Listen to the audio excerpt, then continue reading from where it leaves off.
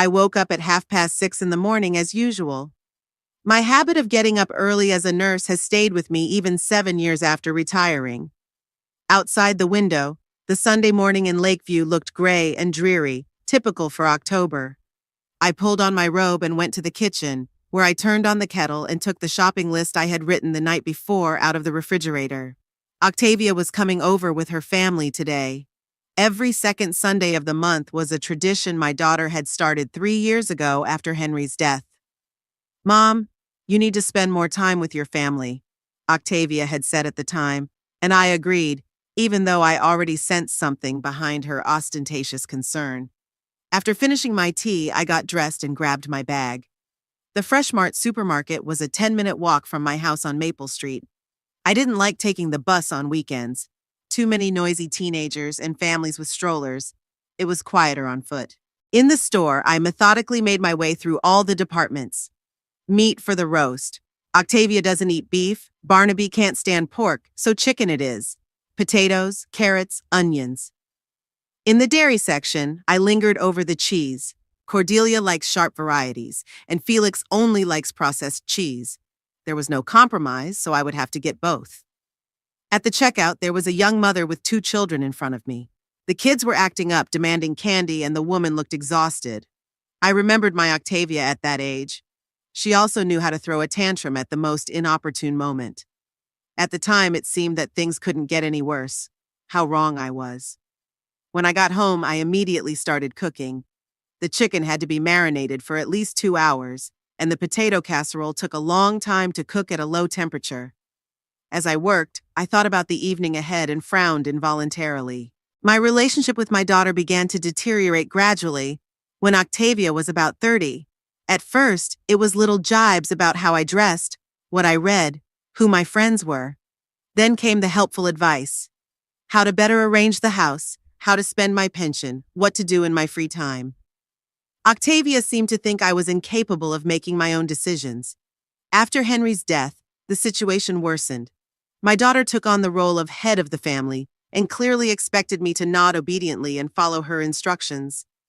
But Alba Crampton had lived for 67 years, raised 2 children, worked for 40 years in a hospital, and had no intention of turning into a helpless old woman just because it was convenient for her daughter.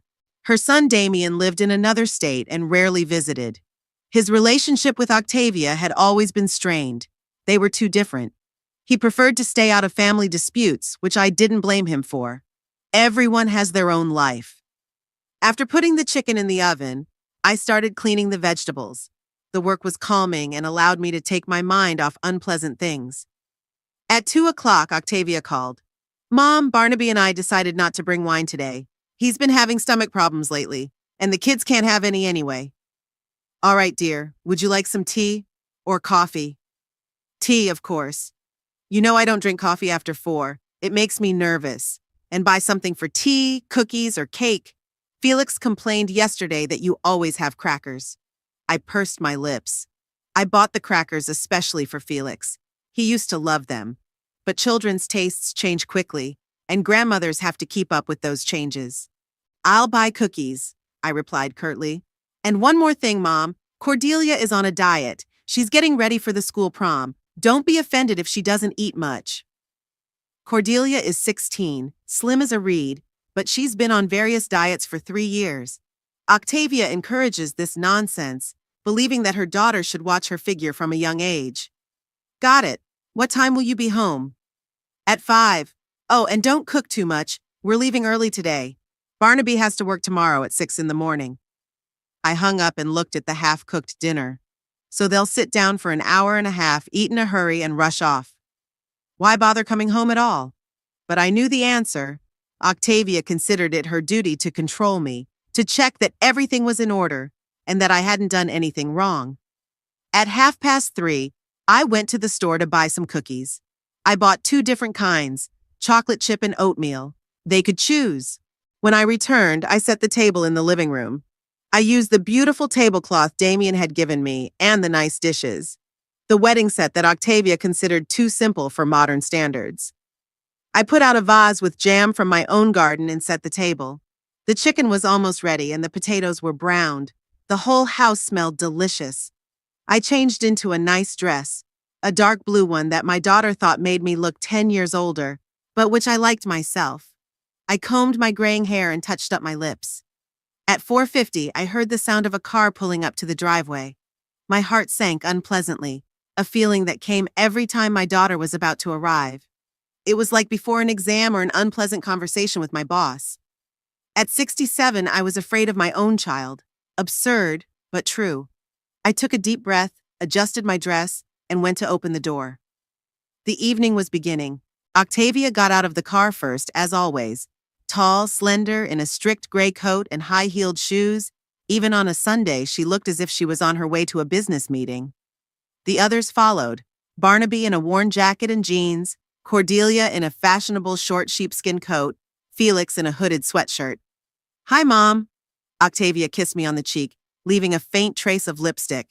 "How are you? You look tired."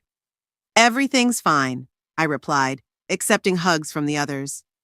Barnaby shook my hand firmly in a manly way. Cordelia hugged me half-heartedly, already taking her phone out of her purse. Felix pressed himself against me sincerely. He hadn't yet reached the age of teenage aloofness. "Is Grandpa's chair still here?" Octavia asked, looking around the living room. "Mom, we told you it's time to get rid of it. It looks like a museum." I said nothing. Henry's chair stood in the corner, and I wasn't going to get rid of it just because my daughters didn't like it. Sometimes I sat in it in the evenings, reading or just looking out the window.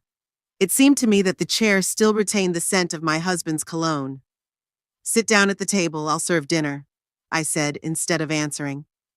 The family sat down in the living room. Cordelia immediately immersed herself in her phone. Felix began looking at family photos on the mantelpiece, and Barnaby silently examined the new curtains.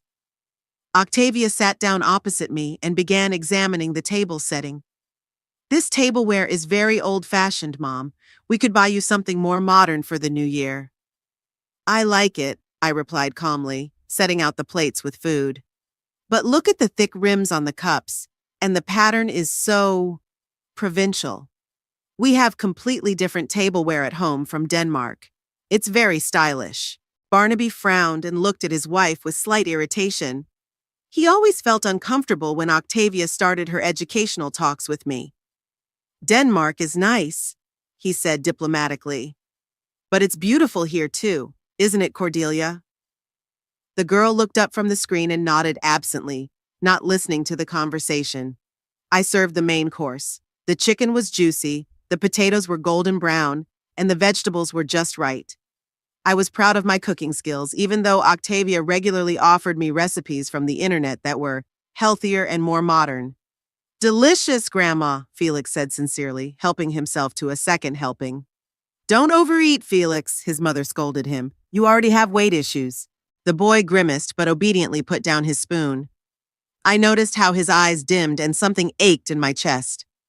Felix is 13, he's growing, he needs to eat. But Octavia is obsessed with everyone around her conforming to her ideas of what is right. "Can I have some more?" Cordelia asked, to everyone's surprise. "You're on a diet," her mother reminded her. "I ran 5 kilometers this morning. I can break the rules once."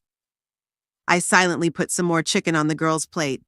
Cordelia was like me at that age. Tall, angular, with long, thin arms. Only my granddaughter's character was gentler, not so stubborn. A familiar atmosphere of slight tension settled over the table. Octavia talked about her work, complaining about her colleagues and bosses. Barnaby occasionally interjected with neutral comments. The children ate silently, glancing at their watches. "By the way, Mom," Octavia said when the main courses were finished, "I was talking to Sarah Miller the other day.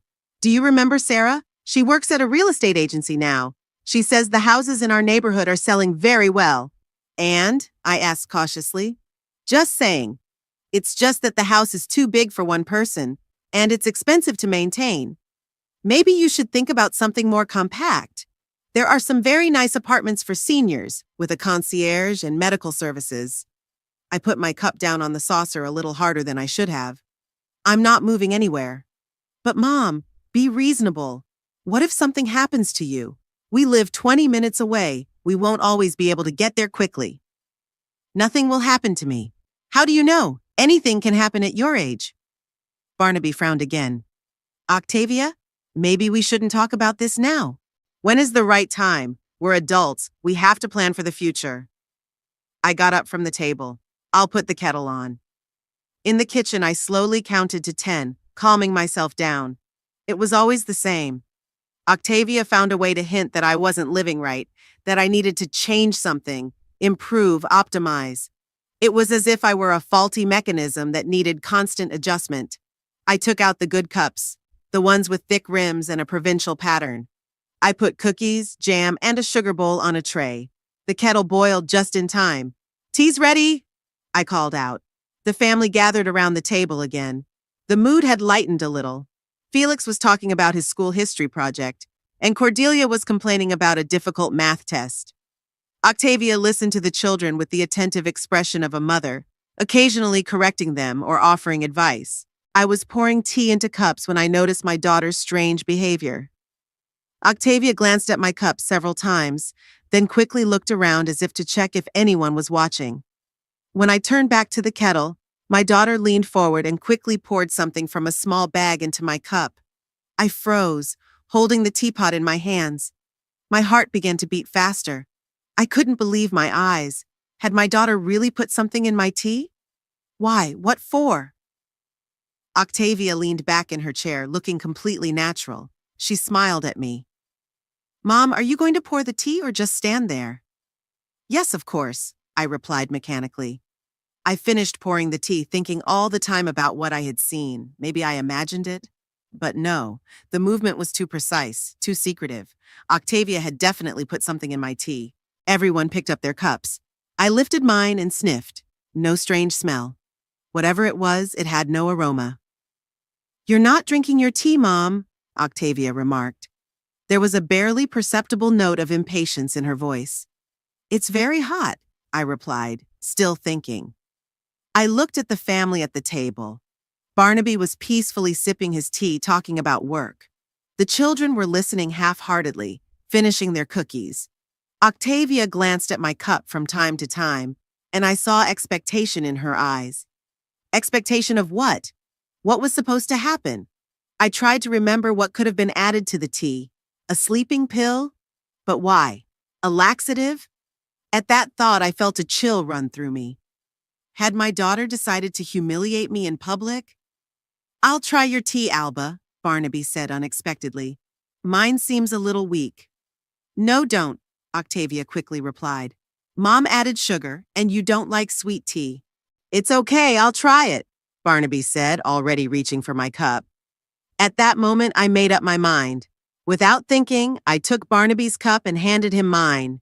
"Let's swap. I want some stronger tea, too." "Mom, what are you doing?" Octavia asked sharply. "Swapping cups with Barnaby. Isn't it obvious?" My son-in-law had already taken his first sip from my cup. Delicious tea, and just the right amount of sugar. Octavia turned pale. Her eyes darted between her husband and me. I calmly drank Barnaby's tea, keeping my eyes on my daughter. We looked at each other in complete silence, and in that silence, there was more understanding than in years of conversation. Now, all that was left to do was wait. 15 minutes of quiet conversation passed when Barnaby suddenly fell silent in the middle of a sentence about a new machine at the factory. He grimaced, put his hand on his stomach, and leaned forward slightly. "Is something wrong?" I asked, even though I already knew what was coming. "My stomach hurts," he muttered, wiping the sweat from his forehead. It came on suddenly. Octavia was instantly alert. Her face took on an expression of exaggerated concern, but I noticed the panic in her eyes. "Maybe he ate something bad?" She looked around the table as if searching for the culprit. "Was the chicken fresh, Mom?" "Of course it was fresh," I replied dryly. "I bought it yesterday." Barnaby began to turn pale. He tried to stand up but immediately sat back down, bent over in half. "I need to—" "Excuse me," he said, getting up and holding onto the table, and quickly headed for the stairs leading upstairs to the bathroom. His footsteps sounded uneven and hurried. A few seconds later, we heard the door slam shut. "What's wrong with Dad?" Felix asked anxiously. "He must have eaten something bad." Cordelia put down her phone, showing interest in what was happening for the first time that evening. Octavia wrung her hands nervously. I don't understand what could have happened. He didn't eat anything unusual. I silently gathered the dirty dishes from the table. My movements were calm and measured, but inside I was in turmoil. Now I finally understood what had happened. My daughter had slipped a laxative into my tea, hoping to cause a humiliating scene. But it was innocent Barnaby who got it. Distinctive sounds came from upstairs. Cordelia grimaced. Ah, disgusting! Cordelia! Her mother scolded her, but she didn't look any better. I continued clearing the table, watching my daughter. Octavia would stand up, sit down, go to the window, then return to the table. She was trying to look like a concerned wife, but it didn't work. Too much fuss, too much acting. Should we call a doctor? Felix suggested. No, Octavia replied too quickly. I mean, let's see. Maybe it will pass. There were more noises from upstairs, louder this time. Barnaby was clearly unwell. Mom, do you have any activated charcoal? Octavia asked, and I detected a false note in her voice. I'll look in the medicine cabinet. I went upstairs. Barnaby looked terrible, pale, sweaty, holding onto the wall. When he saw me, he tried to smile. I'm sorry, Alba. Something's come over me. It's okay, dear. I'll get you some medicine. I found the activated charcoal in the bathroom and brought it to him with a glass of water. Barnaby gratefully took the tablets, but it was clear that he wasn't feeling any better. Maybe we should go home, he suggested in a weak voice. Of course. Come down when you can. Downstairs, Octavia was pacing around the living room. The children sat silently, not knowing how to react to what was happening. How is he? My daughter asked me. Not good. We need to go home. Yes, of course. But what could it be? Maybe stomach flu? I looked at her intently. Or something else. Octavia looked away. What do you mean? Nothing in particular. Just thinking out loud. Barnaby came down, leaning on the railing. He looked even worse than he had upstairs. Octavia took his arm with exaggerated concern. Darling, what's the matter? Maybe you should see a doctor after all. I'll lie down at home. It should pass. He spoke with difficulty, clearly holding back. I felt sorry for my brother-in-law. A good man, hard-working, loves his children, supports his wife in everything, and he got hit because of someone else's meanness. Get ready, Octavia said to the children. We're leaving. Felix and Cordelia started getting dressed. I walked them to the door and helped Barnaby put on his jacket. His hands were shaking. Thanks for dinner, Alba, he muttered. I'm sorry about this. Don't apologize. Get well soon. Octavia bustled around the car, trying to make her husband comfortable in the front seat. The children sat silently in the back. I stood in the doorway watching the scene. Before getting behind the wheel, my daughter came up to me. Mom, I'll call you tomorrow. I'll find out how Barnaby is. Okay. And maybe you should check the groceries? Something might have gone bad. I looked at her intently. I'll definitely check. I'll check everything. Octavia hesitated, as if she wanted to add something, but changed her mind. She nodded and walked to the car. I watched them until the car disappeared around the corner. Then I closed the door and went back to the living room. The cups were still on the table. Mine was empty. Barnaby's was empty too. I picked it up and sniffed it. There was no strange smell, but that didn't mean anything. I went to the kitchen, poured myself some water, and drank it slowly. My hands weren't shaking. My pulse was steady. 40 years as a nurse had taught me to remain calm in any situation. But inside, I was boiling. My own daughter had tried to humiliate me. She had slipped laxative into my tea, hoping to embarrass me in front of my grandchildren. Why? To show that I was becoming helpless? To prove that I needed to move into a nursing home? I sat down in Henry's chair and closed my eyes. I remembered little Octavia, a smart girl with pigtails who always wanted to be the best. She was an excellent student in school and one of the best students in her class at university. She was ambitious and determined, but somewhere along the way, something broke. Maybe it was my fault. Did I demand too much? Or, on the contrary, did I pay too little attention to her? Henry always said that Octavia needed to be stricter, that she liked to boss people around too much. But I thought it was a sign of character, of willpower. Now I understood that it was cruelty, a desire to control, humiliate, and put people in their place. And today she decided to put her own mother in her place. The phone rang, pulling me out of my thoughts. Octavia's name lit up on the display. Hello? Mom, how are you? Barnaby is feeling better. He rested at home. He probably did eat something bad. I'm glad he's feeling better. Listen, did you check the expiration dates on the food? Maybe the milk was sour or the chicken wasn't very fresh. I paused, thinking about how to respond. All the food is fresh, Octavia. I'm sure of it. Then I don't understand what could have happened. It's strange. Yes, very strange. There was silence on the line. Octavia was clearly waiting for something. An explanation, a suggestion, perhaps an apology for the poor quality food. Well, okay, she finally said. See you later. Goodbye. I hung up and leaned back in my chair. My daughter was testing me to see if I knew the truth. She was trying to figure out if I had guessed what she was up to. But I wasn't going to make her life easier by accusing her directly. Let her suffer in uncertainty. It was getting dark outside. I turned on the lamp and began clearing the remains of dinner from the table. Work helped me think. The plan was slowly but surely taking shape. Octavia wanted to show me my place? Fine. Now it was my turn to show her hers. It was already past midnight and I was still lying in bed with my eyes open. Sleep would not come. The events of the evening were spinning around in my head, my daughter's words, Barnaby's face when he felt ill. Every time I closed my eyes, I saw Octavia's face as she poured something into my cup. I got up, threw on my robe, and went down to the kitchen. I put the kettle on, not to make tea, but just to keep my hands busy. The familiar movements were calming. Where did I go wrong? At what point did my smart, beautiful girl turn into a woman capable of such cruelty?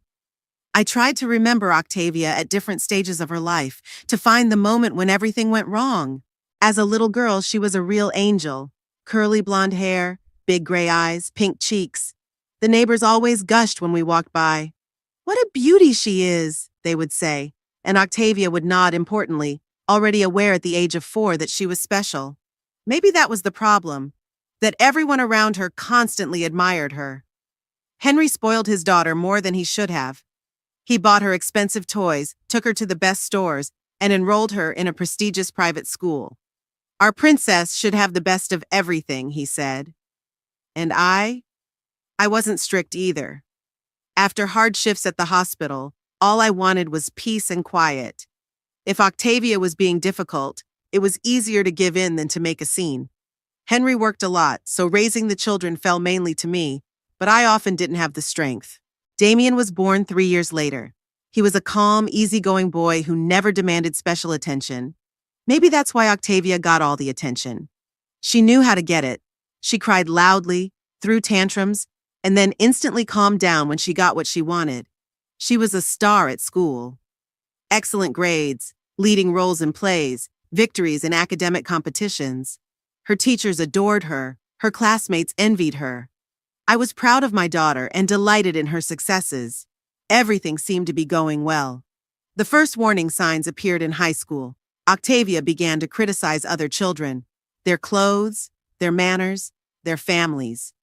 Mom, why does Jessica dress so weird? Don't they have money for normal clothes? Or that Michael is so stupid, I don't understand how he got into our class. I tried to explain that it wasn't nice to talk about people like that everyone has different opportunities, that what matters is character, not appearance. But Octavia just rolled her eyes. Mom, you're too nice. In life, you have to be able to tell the difference between people who are worth something and losers. Losers. She began to use that word more and more often. Losers were her classmates from poor families. Losers were teachers who didn't indulge her. Even her own brother was a loser because he preferred reading books to playing sports or dating girls. The situation worsened at university. Octavia studied business administration and became completely immersed in a world of competition and ambition. She spoke of her classmates as rivals who had to be outdone at any cost. She spoke with contempt of her teachers if they dared to say anything to her. That was when she met Barnaby.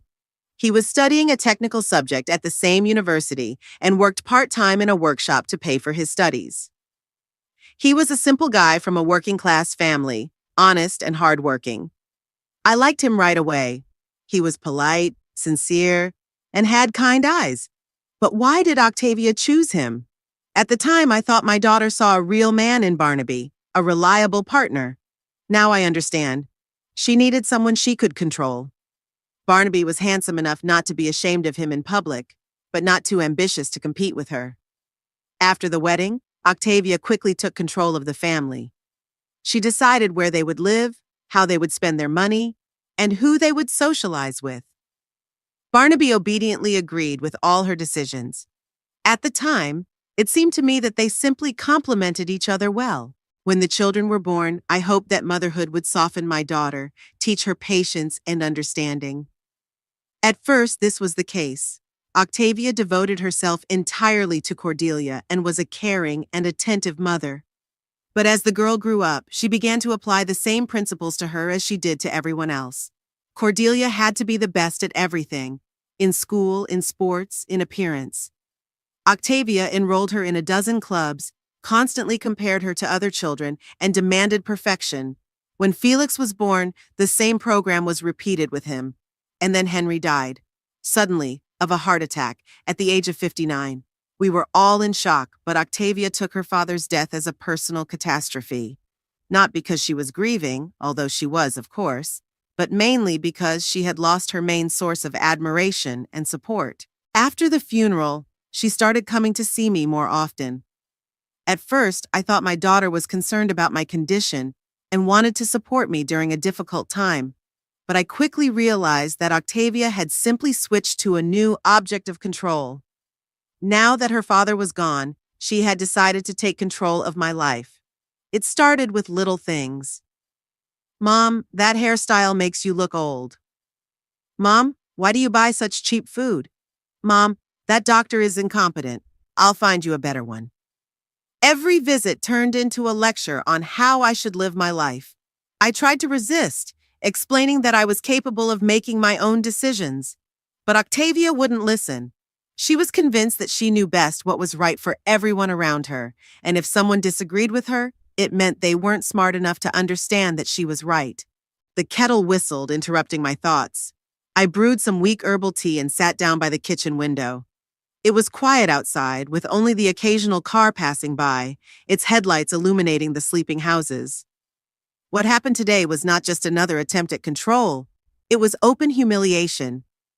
Octavia wanted to show the children that their grandmother was a frail old woman who couldn't even control her own body. She wanted to prove that I needed to move to a nursing home where I would be properly cared for. But her plan failed. Instead, Barnaby, a man who had never hurt anyone, suffered. Octavia framed her own husband, the father of her children. And even after that, she tried to shift the blame onto me, hinting at poor quality food. I finished my tea and went upstairs. The bedroom was quiet and dark. I went to bed, but sleep still wouldn't come. A plan was forming in my head. If my daughter wanted to play games of humiliation, she would get them. But I would set the rules. I had something Octavia didn't expect. Documents signed 3 years ago when the young family bought the house. At the time, they didn't have enough money for the down payment, so I agreed to be the guarantor on the mortgage. What's more, I contributed a significant amount from Henry's savings. "It's an investment in our grandchildren's future," Octavia said at the time. "We'll pay it all back." But of course, no one was in a hurry to pay it back. Instead, my daughter got the opportunity to live in a nice neighborhood, in a beautiful house that they couldn't have bought without my help. Octavia was used to getting only help and support from me. She forgot that there are two sides to every coin, that a guarantee can be revoked, that debts can be demanded to be repaid. I knew it would hurt the family. They would have to find a new place to live, perhaps less comfortable. The children would be upset. Barnaby would blame himself, even though he was not to blame for what had happened. But Octavia had to understand that she couldn't play games like this with me. I am not a helpless old woman who can be humiliated and controlled. I am a mother who deserves respect. And if my daughter has forgotten that, it's time to remind her. Dawn was breaking outside. I finally felt I could sleep. The plan was ready. In the morning, I woke up with a clear head. I had only slept a few hours, but I felt surprisingly alert. The plan that had matured overnight seemed right and reasonable. Now I had to work out the details. After breakfast, I went to Henry's study. He had always been very meticulous about keeping his papers in order. Every document was in its place. All the folders were labeled and sorted by year. After his death, I hadn't changed anything except for moving the most important documents to the safe. The folder I needed was called Mortgage Octavia. Inside were all the documents related to the purchase of her daughter's house. I laid them out on the desk and studied them carefully. The guarantee agreement was dated March 22, 2022. At that time, Octavia and Barnaby had found their dream home in a nice neighborhood in Lakeview, but the bank required a down payment of $100,000. The young family didn't have that kind of money. I remembered that conversation well. My daughter came home upset, almost in tears. "Mom, we found the perfect house for the kids. There's a good school nearby, it's a safe neighborhood, and it has a big yard. But we don't have enough money for the down payment." Henry immediately offered to help. "We can't leave the kids without a roof over their heads," he said. I was more cautious. It was a lot of money, almost half of our savings, but my husband convinced me. "Alba, these are our grandchildren. We have to give them a good future." In the end, we not only became guarantors for the mortgage, but also contributed $75,000 of our own money. Octavia promised to pay us back in installments of $5,000 a year. In 3 years, we only got $10,000 back. Our daughter constantly found reasons to delay the payments. I reread the terms of the guarantee agreement. The bank had the right to demand full repayment of the debt from the guarantor in the event of a breach of obligations by the borrower. But the guarantor could also withdraw their guarantee, provided they gave the bank 30 days' notice. An interesting point. So I could withdraw from the agreement at any time, and then the bank would decide on further lending only with Octavia and Barnaby. And given their income, especially after my daughter switched to part-time work, it was unlikely that the bank would consider them solvent without additional guarantees. I took out my calculator and calculated the outstanding balance. $230,000 is a substantial amount. The monthly payment was about $2,000, which was a significant burden for a family with Barnaby's income.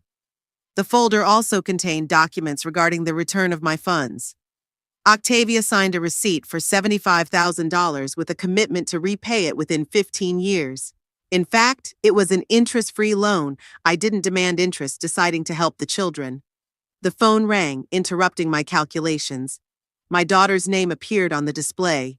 "Hi, Mom. How are you?" "Fine. How are you?"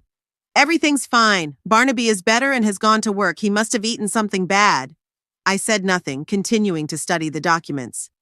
"Mom, can you hear me?" "I can hear you. I'm glad Barnaby is better. Did you get sick yesterday?" "I just thought maybe you felt bad after dinner." An interesting question. Octavia was checking to see if what she had put in my tea had worked, so she still wasn't sure I knew the truth. "No, I feel fine. Should I have gotten sick?" "No, of course not. I'm just worried. At your age, any digestive upset can be dangerous." "At my age," I repeated. Interesting way of putting it. "Mom, I didn't mean it that way. I'm just worried about you." "I see." There was an awkward pause. Octavia was clearly expecting a warmer response from me, but I wasn't going to indulge her. "Listen, when are you coming to town next? Maybe you could stop by? The kids miss their grandmother." "I don't know yet. I've got a lot to do." "What do you have to do? You're retired." There it was, the familiar disdain, as if retirees had no right to their own plans and interests. "I have things to do," I replied curtly. All right, I just wanted to offer to help. Call me if you need anything." "I will."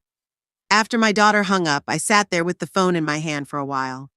Octavia was nervous, it was obvious. She was trying to figure out if I suspected anything, while maintaining the appearance of a caring daughter. But I was more concerned with another question. How far was I willing to go in my revenge? Withdrawing my sponsorship would seriously complicate the family's life. They might have to sell their house and move to a less prestigious neighborhood. The children would have to change schools and lose their friends.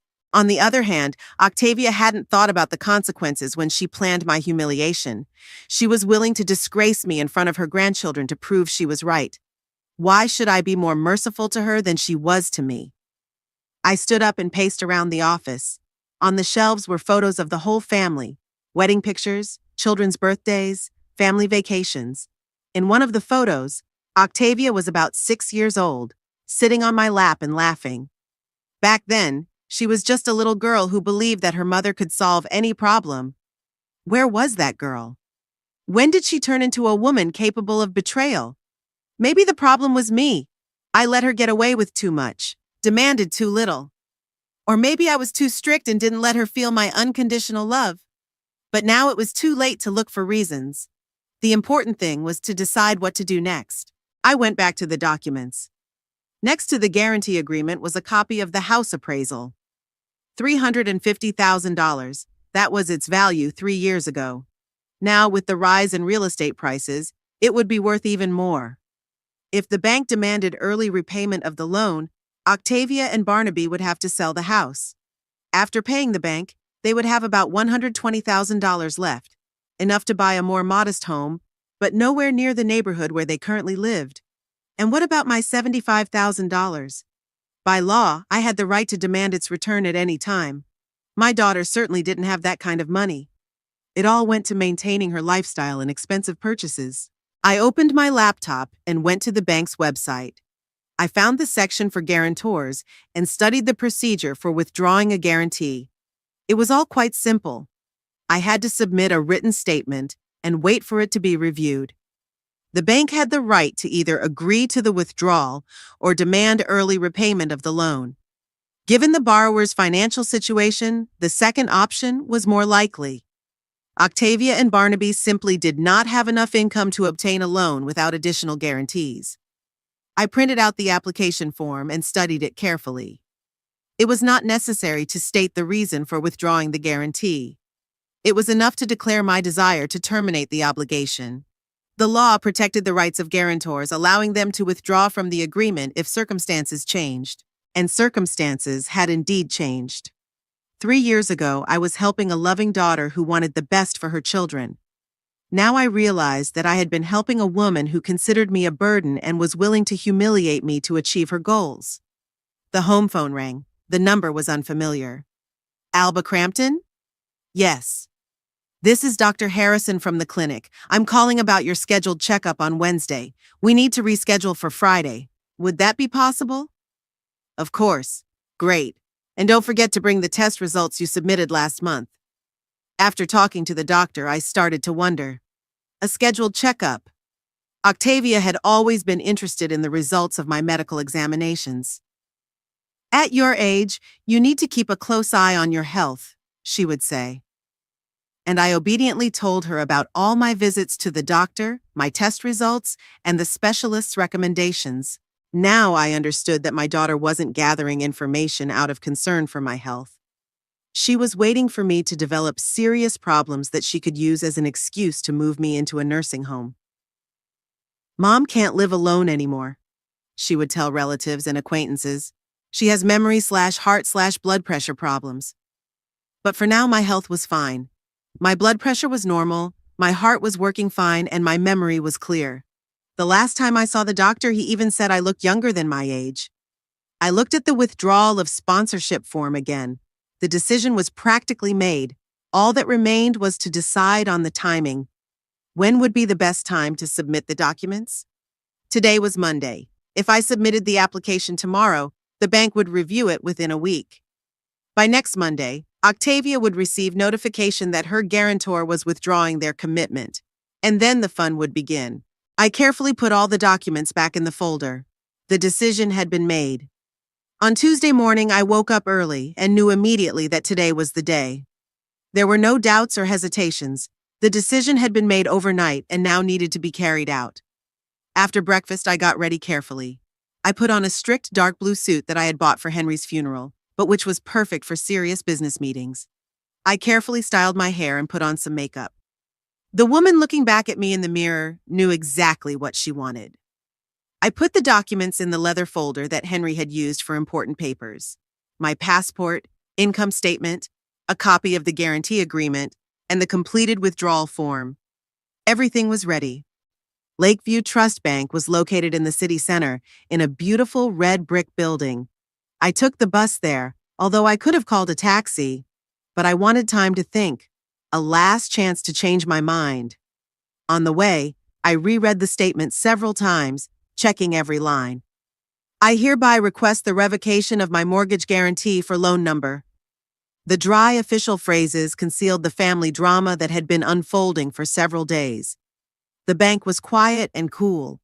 Soft furniture, subdued lighting, and quiet classical music all created an atmosphere of reliability and respectability.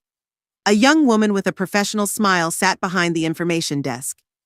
Welcome to Lakeview Trust. How can I help you? I need to speak to a mortgage specialist. I have a question about a guarantee. Of course, please see James Whitfield, the manager. Office number 5. James Whitfield was a middle-aged man with a pleasant appearance. He had graying temples, kind brown eyes behind glasses, and soft manners. He stood up from behind his desk when I entered and offered his hand gallantly. Alba Crampton, I presume? It's a pleasure to meet you. Please have a seat. Coffee? Tea? No, thank you. I sat down in a soft chair opposite his desk and took out a folder with documents. So, you have a question about a guarantee? Mr. Whitfield opened his computer and prepared to type. I want to withdraw my guarantee for my daughter's mortgage. The manager's fingers froze over the keyboard. He looked at me intently, as if trying to understand if he had heard correctly. Withdraw the guarantee? May I have the loan number? I dictated the number, and Mr. Whitfield quickly found the necessary information in the system. Yes, I see. The loan was issued in March 2022 for $325,000. The guarantors are you and your late husband. The outstanding balance is $228,000. That's correct. Mrs. Crampton, may I ask why you made this decision? The fact is that withdrawing your guarantee could create serious problems for the borrower. I was silent, thinking about my answer. I didn't want to tell the bank clerk about my family problems. Circumstances have changed, I finally said. I understand, but you must understand the consequences. Without your guarantee, the borrower's income may not be sufficient to continue the loan. The bank will be forced to review the terms or demand early repayment. I understand. Mr. Whitfield took off his glasses and wiped them, clearly playing for time. It was clear that he didn't know how to handle the situation. Mrs. Crampton, have you discussed this decision with your daughter? Perhaps you should talk to your family first? No, I haven't, and I don't intend to. But this could result in you losing your home. Your grandchildren may not have a place to live. The mention of my grandchildren hurt, but I didn't show it. Mr. Whitfield was trying to play on my emotions, but I was prepared for that. My grandchildren will not be left without a roof over their heads. Their parents will find a solution. But why create additional difficulties for them? The loan has been paid without any problems all these years. I have the right to withdraw my guarantee under the terms of the agreement, I said firmly. The manager sighed and put his glasses back on. Yes, of course, you have that right. We just always try to find a solution that works for everyone. He paused, looking through the documents on his screen. Tell me, what if we offer to change the terms of the guarantee? For example, reduce your liability to a certain amount. No, I want to get out of the deal completely. How about a deferral? We can record your intention, but give the family time to find another guarantor or increase their income. I shook my head. I need to file the application today. Mr. Whitfield realized that he would not be able to change my mind. He opened a desk drawer and took out an application form.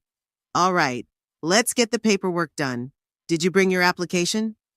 I handed him the completed form. The manager studied it carefully, checking the information against the computer. Everything is correct. Now I'll need to make copies of your documents.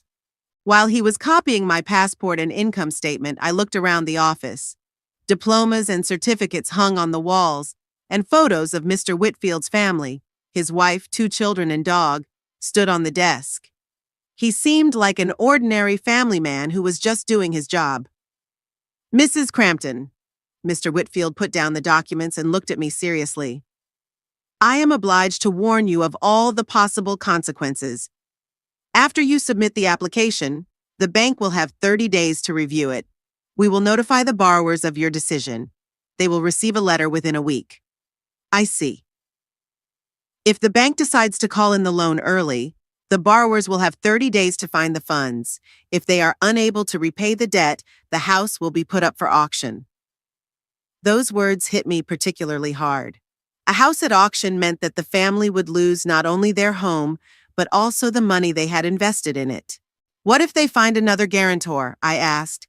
Then the loan will continue under the same terms, but finding a guarantor with sufficient income and assets is not easy. Octavia has a brother, but Damien lives in another state and is unlikely to agree to take on such a commitment. Barnaby's parents are retired and have modest incomes. They have no other relatives with sufficient financial resources. There is another option, Mr. Whitfield continued. The borrowers could try to refinance the loan with another bank, but without a guarantor and with their income, that would be difficult. I nodded to show that I understood all the risks. Then please sign here, here, and here. I signed in 3 places, clearly writing each letter. With each signature, the finality of the decision grew stronger. Excellent. Your application has been accepted for consideration. Within 7 business days, you will receive written notification of the bank's decision. A copy of this notification will be sent to the borrowers. Mr. Whitfield stood up and held out his hand. Thank you for coming to our bank. I hope the situation will be resolved in the best way possible for all parties. As I left the bank, I felt a strange sense of relief. The documents had been submitted, the decision had been made. There was no turning back. Now all I had to do was wait and see how things unfolded. The sun was shining brightly and the streets were bustling. People were rushing about their business, unaware that I had just changed my family's life. The thought was both frightening and liberating. I took the bus home, lost in thought. In a week, Octavia would receive a letter from the bank. How would she react? Would she try to contact me to find out why? Or would she immediately start looking for a way out of the situation? At home, I made some tea and sat down in Henry's chair. The folder with the documents was on the table next to me. Now it was missing one important statement, the very one that had set off a chain of events that was now impossible to stop. I felt no remorse, only fatigue and a strange sense of completion. For many years, I had played the role of the obedient mother who helps and supports without asking for anything in return. Now that role was over. The letter from the bank arrived on Monday of the following week. I knew it because at 10:30 in the morning, the phone rang, and all I could hear on the other end was Octavia's heavy, angry breathing. What does this mean? She finally managed to say. Good morning, dear. What are you talking about? Don't pretend. We just got a letter from the bank. Did you withdraw your guarantee? I put down my cup of tea and settled more comfortably in my chair. The moment of truth had arrived. Yes, I did. There was silence on the line for a few seconds. Then Octavia exploded. Are you out of your mind? We have children. We need this house. How could you? It's very simple. I filed a statement with the bank. But why? What did we do to you? An interesting question. Octavia really didn't understand that she had done anything wrong. I thought you could manage without my help, I replied calmly. Mom, stop talking in riddles. Explain what's going on. What's going on is that I no longer want to be the guarantor on your loan. That's impossible. You can't just cancel everything. We have a contract. Read the terms of the contract carefully, Octavia. The guarantor has the right to withdraw from the agreement. Silence again. Apparently, my daughter had never read the fine print in bank documents. We're coming over, she finally said. Right now. As you wish. I hung up and continued drinking my tea. In an hour and a half, they would be here, and the most difficult conversation of my life would begin. I needed to prepare myself mentally. Exactly an hour and 20 minutes passed when I heard the sound of a car pulling into the driveway. Then a door slammed, then another. That meant they had arrived together, Octavia and Barnaby. My daughter didn't even knock. She burst into the house as if it belonged to her, her face red with anger and her eyes burning. Barnaby followed, looking confused and miserable. Mom, explain to me right now what the hell you're doing. Hello, Octavia. Hello, Barnaby. Come into the living room. I'm not going anywhere. I demand an explanation. Barnaby put his hand on his wife's shoulder. Octa, calm down. Let's talk about this first. Talk? She turned sharply to her husband. My mother is leaving us homeless and you want to talk? I'm not leaving anyone homeless, I interjected. The house is yours, the mortgage is yours. You'll just have to work things out with the bank on your own now. Octavia stared at me as if I were speaking a foreign language. On our own? Mom, are you out of your mind? Without a guarantor, the bank will demand early repayment. We don't have $200,000. Then you'll have to find a solution. What solution? Sell the house? Move to God knows where? Change the kids' schools? I sat down in my chair, indicating that I was ready for a long conversation. Octavia continued to stand in the middle of the living room, waving her arms. Sit down, daughter. Let's talk calmly. I'm not going to sit down. I want to know what happened to my mother. You always helped us before, and now you've suddenly decided to screw us over. Barnaby cautiously sat down on the edge of the sofa. He clearly felt out of his element, but he knew he had to support his wife.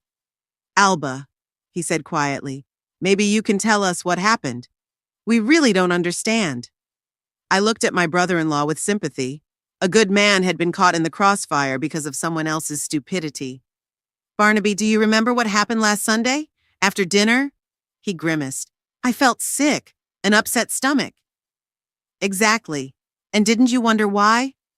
Octavia turned sharply to me. What does Sunday have to do with it? It has to do with the fact that on that day, I realized something about my daughter. What exactly? I stood up and walked over to the window. Through the glass, I could see the garden Henry had planted with his own hands. The trees had already shed their leaves in preparation for winter. I realized that my daughter thinks I'm so inadequate that she decided to humiliate me in public. What are you talking about? I turned around and looked closely at Octavia. You put something in my tea. A laxative, I think. My daughter's face turned pale instantly. Barnaby looked up sharply. What? He asked. Your wife decided to disgrace me in front of her grandchildren. She wanted to show that their grandmother no longer has control over her body and needs special care. Barnaby slowly turned to Octavia. Is that true?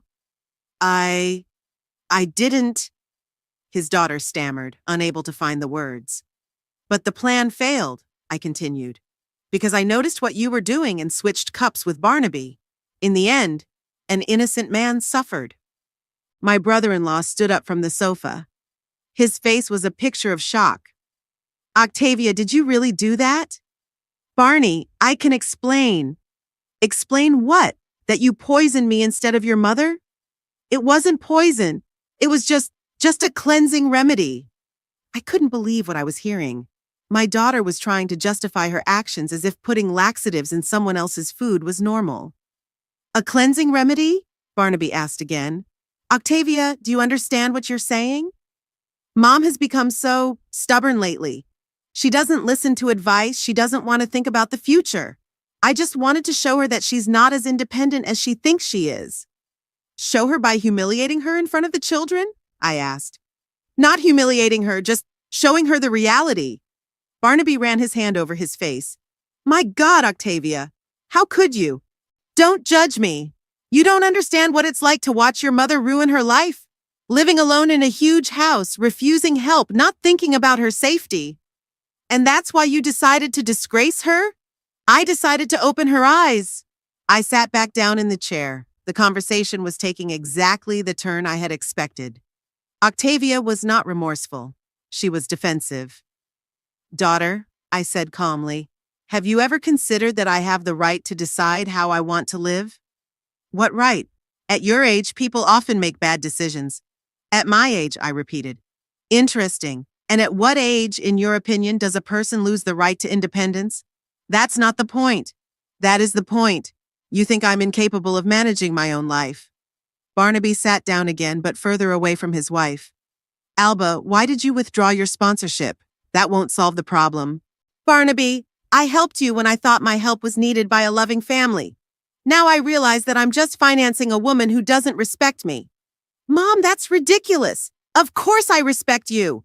Respect isn't shown by trying to humiliate someone. Octavia exploded again. Enough about this tea. One stupid mistake and you're ready to ruin your grandchildren's lives. One stupid mistake? I stood up from the chair. Octavia, You put laxatives in my food to embarrass me in front of the children. That's not stupid, that's betrayal. Betrayal? I've taken care of you my whole life. Taken care of me or controlled me? What's the difference? There it was. Octavia really didn't see the difference between caring and controlling. The difference, I said, is that caring involves respecting another person's wishes. Controlling is an attempt to bend them to your will. Barnaby nodded. Alba's right, Octi. You're always telling everyone how to live their lives. I'm helping people make the right decisions. Whose decisions? Yours or theirs? My daughter looked confusedly at her husband, then at me. I don't understand what's going on. Why are you all suddenly turning against me? No one is against you, I said. It's just time to tell the truth. The next half hour was spent in heated arguments.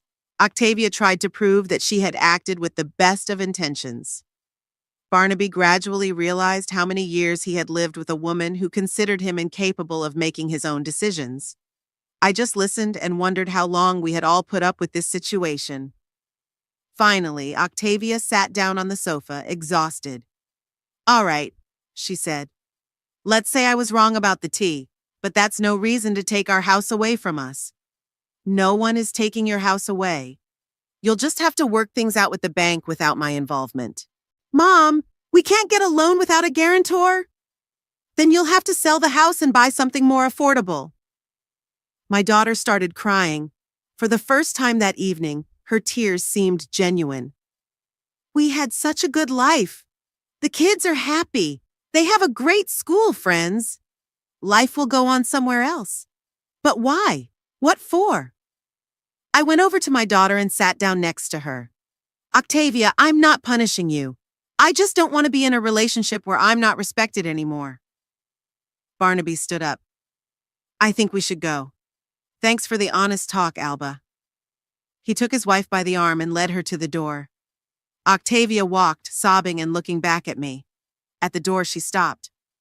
Mom, this isn't forever, is it? I didn't answer. I didn't know the answer to that question myself. November in Lakeview was cold and rainy. I spent my days doing the usual things, reading, cooking, gardening, meeting with a few friends. Life went on quietly and calmly as it should for a 67-year-old widow. I didn't hear from Octavia for a month. At first, I waited for her calls, but then I stopped. My daughter had clearly decided that silence was the best way to make me reconsider my decision. She was wrong. Barnaby called twice. The first time was a week after our conversation. He asked very politely about my health and sent his regards from the children. The second time was 2 weeks later. He said they had found a buyer for the house and would be moving soon. I replied that I wished them well, and that was the end of the conversation. In mid-November, I learned from my neighbor, Martha Wilson, that Octavia's family had indeed sold the house.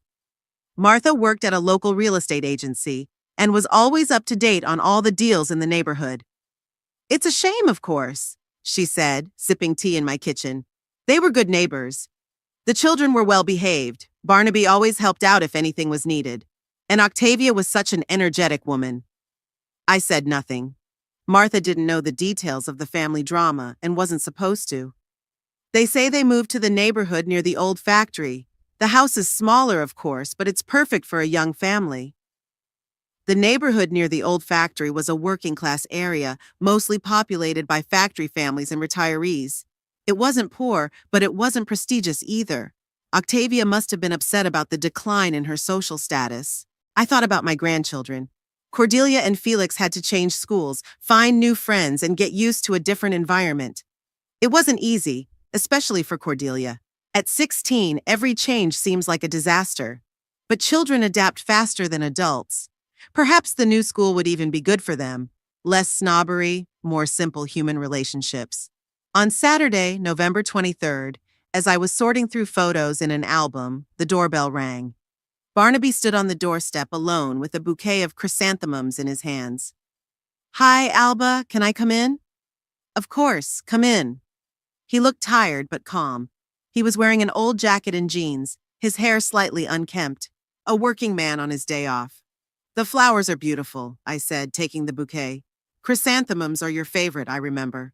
We went into the kitchen. I put the flowers in a vase and turned on the kettle. Barnaby sat down at the table and looked around the familiar space. "I miss this house," he said quietly. "How are things in your new place?" "We're getting used to it. It's smaller but cozy. The garden is small, but I'm already planning what to plant in the spring." Barnaby had always loved working with the earth. It calmed him after hard shifts at the factory. "How are the children?" "They're adjusting. Felix is doing even better. There are fewer bullies at his new school, and he's already made friends. Cordelia, well, teenagers have a hard time with change." I poured tea into the cups, the ones with thick rims that Octavia didn't like. "Barnaby, how's Octavia? How's she coping with all this?" He paused, thinking about his answer.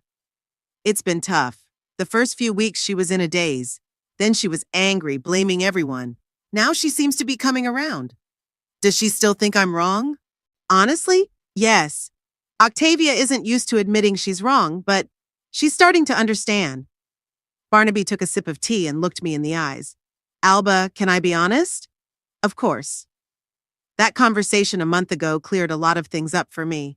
I realized that I'd been living with a woman who thinks I'm incapable of making decisions. It was painful to hear, but I nodded to show that I understood. "Octavia isn't a bad person," he continued. "She's just used to always being right. She thinks she knows best. And when someone disagrees with her, she tries to force them? Yes, or convince them, or, as in your case, prove them wrong." We were silent. Rain drizzled outside, bare branches of an old maple tree tapping against the window. "What do you think about all this?" I asked. Barnaby sighed. "I think we've all been silent for too long. You, me, even the children. We let Octavia decide for us because it was easier. And then it turned out that she got used to it and thinks it's normal. And now? Now we have to learn to live in a new way. Octavia gets angry when I make decisions without her approval, but she's gradually getting used to it." Interesting.